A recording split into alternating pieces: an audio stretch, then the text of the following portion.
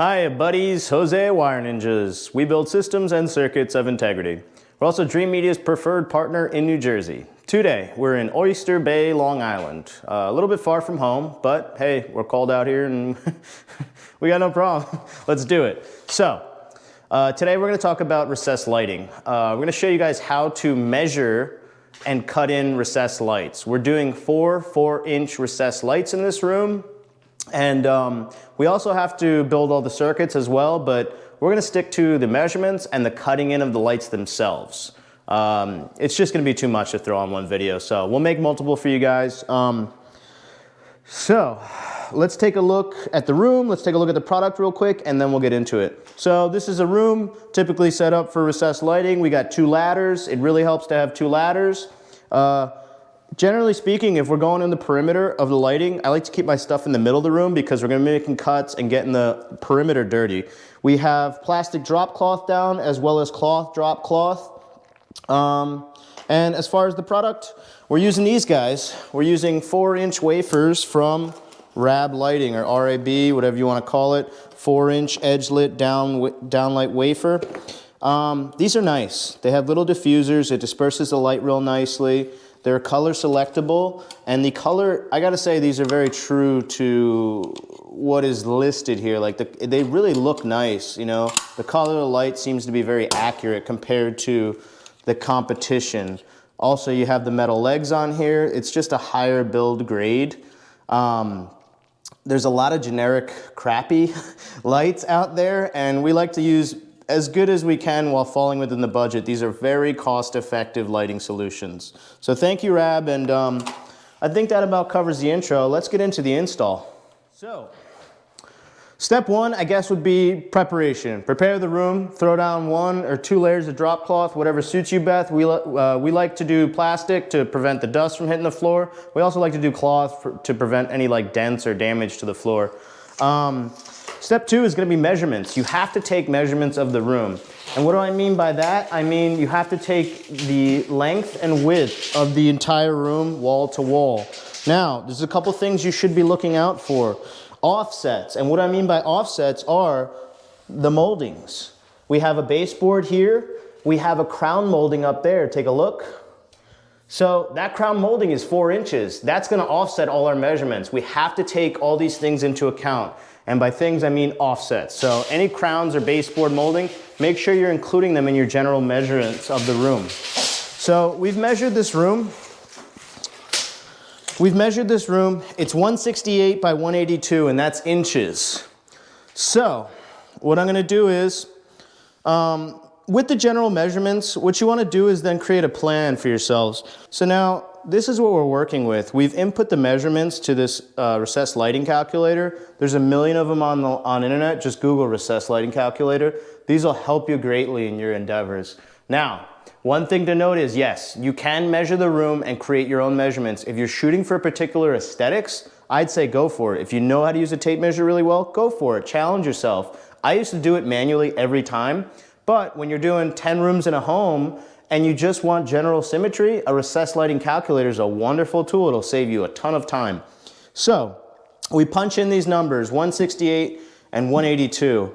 But then we have to take into account, again, the crown molding, 4 inches. Crown is 4 inches, so we knocked 4 inches off both measurements. And then we input 164 by 178. And the measurements are as we see here. So let me get a marker. Let me redraw this because it's kind of confusing. So here we have the room, right? This is the longer side, or the width we can call it. At the top we'll do 178 inches. At the side we'll do 164 inches, given the offset of the 4-inch crown molding.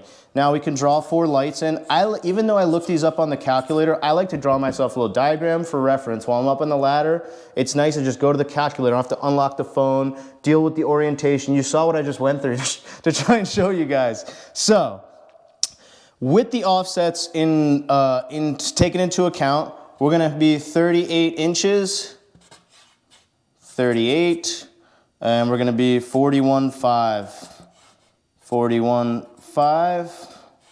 These are inches, 38 inches, and then 41 Note that we have a longer distance here and we have a longer distance traversing for the longer portion of the room. So you can input these measurements, but you also have to keep a note there's orientation involved.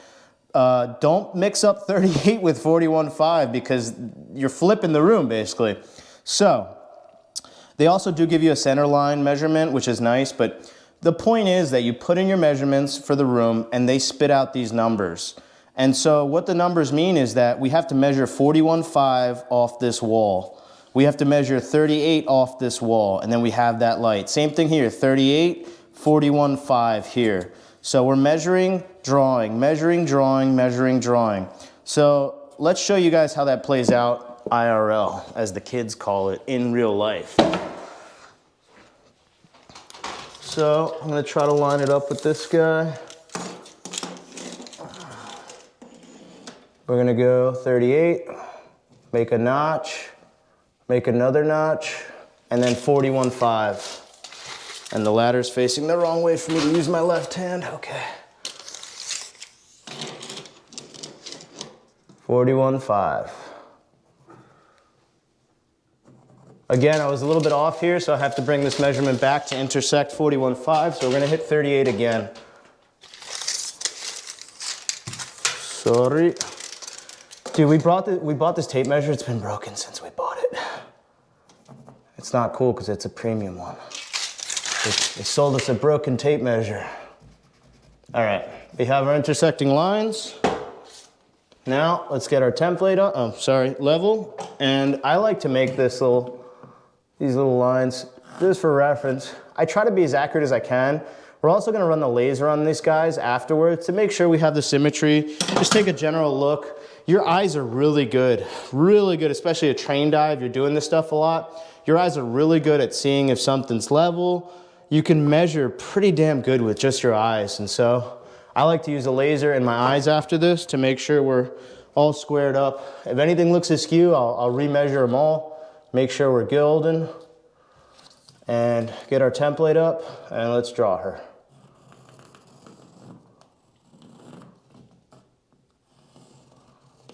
Okay, now we run our stud finder.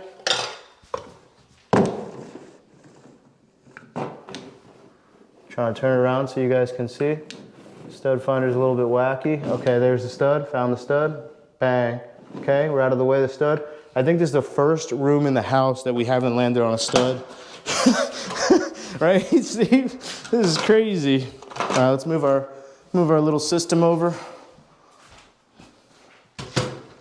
Okay, let's reference our sheet again so I don't screw this up. 38 and 41.5 off the wall.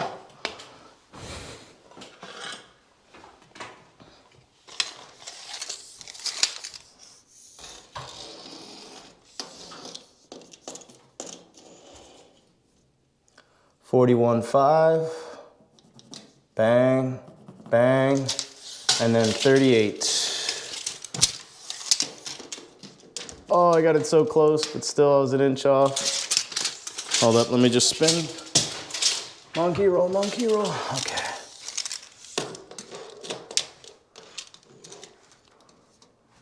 $38 is out here. So you see how I was off on the initial one? I have to bring this measurement back to intersect. So I'm gonna remeasure 41.5 and try not to fall off the ladder whilst doing so.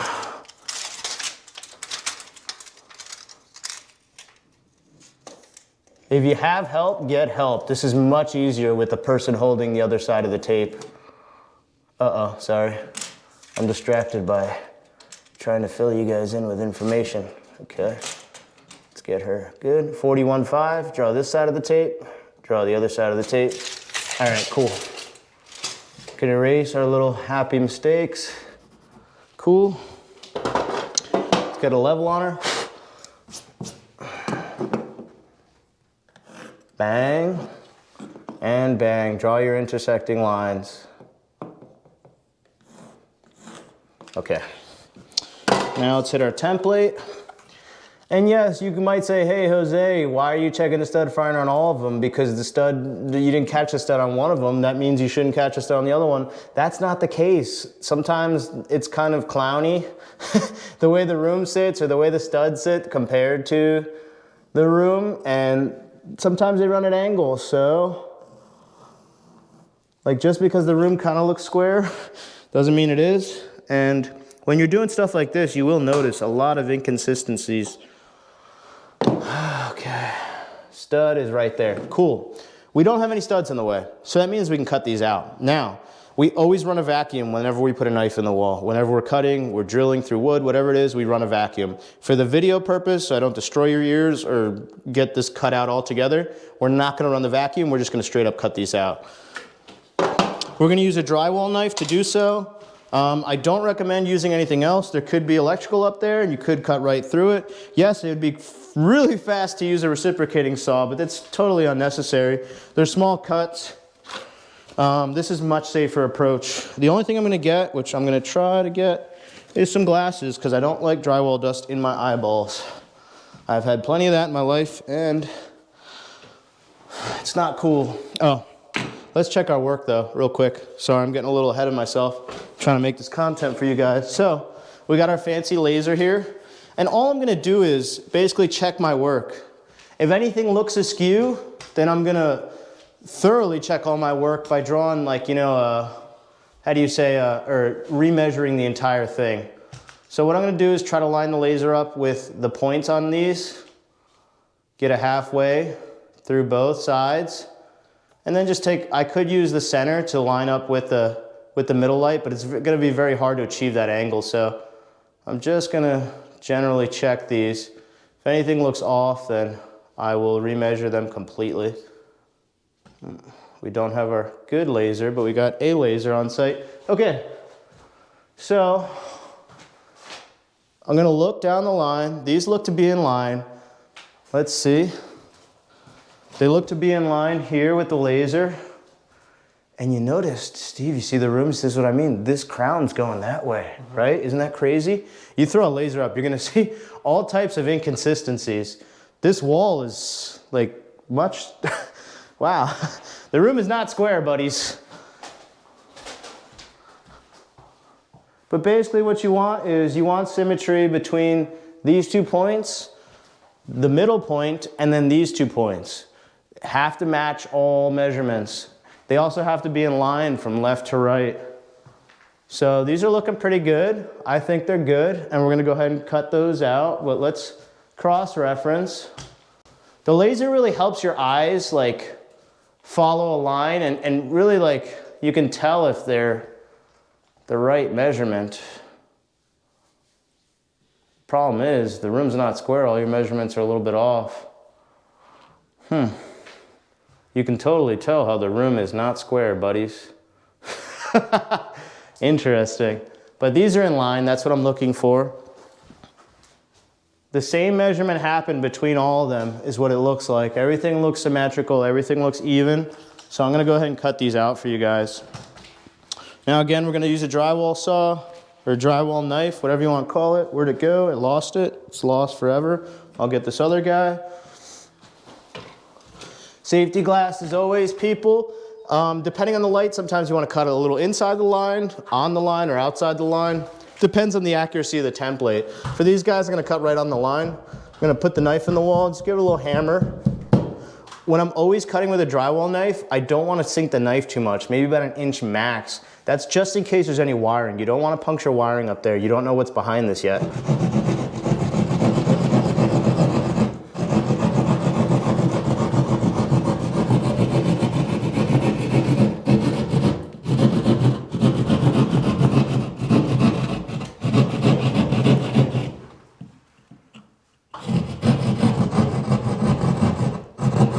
Always reposition the knife if you feel the need to. It's not worth trying to get at a crazy angle and screwing up your work. There's nothing wrong with moving the knife to your advantage. Usually I catch this with the vacuum suction, but I'm gonna catch it with my hand right now. There's always dust on top. You don't want that to pour down on you, so it's nice to catch it. Then you can put these where you see fit. Bang! Let's pop a light in real quick to show you guys the fitment, then we'll cut out the rest. Again, we're not gonna build the circuits for you guys. We can show you guys that another time. I wanna focus on the measurements as well as getting these guys cut in and installed, like literally, physically, bang. So just so you know, these little leg clips, they're like little mouse traps. You bring up the clips, and you get her in. That's it. Bang, bang, bang. So that's what the final finished product would look like. We still have to build all the circuits in this room. It's definitely getting late, but let's get the rest of these cut in for you guys. So we got 4 lights cut in with nice symmetry. It really don't take that long. It's not a big deal. If it's your first time, it's obviously gonna take you much longer than this, but life is evolution and it's beautiful. So I recommend, this is something I would definitely recommend trying. It's really not that difficult. Tape measure, pencil, drywall saw. Now, building the circuit is a completely different story, but to cut these in, it's really not much. Yes, we're gonna shoot one for you guys on doing the switch, replacing a receptacle. I got a couple more cool videos in line for you guys. Thanks for watching. I hope you found this helpful. If you want some more detail or in-depth, please let me know in the comments. And yeah, that's about it. Thanks for watching, buddies. We'll see you next time.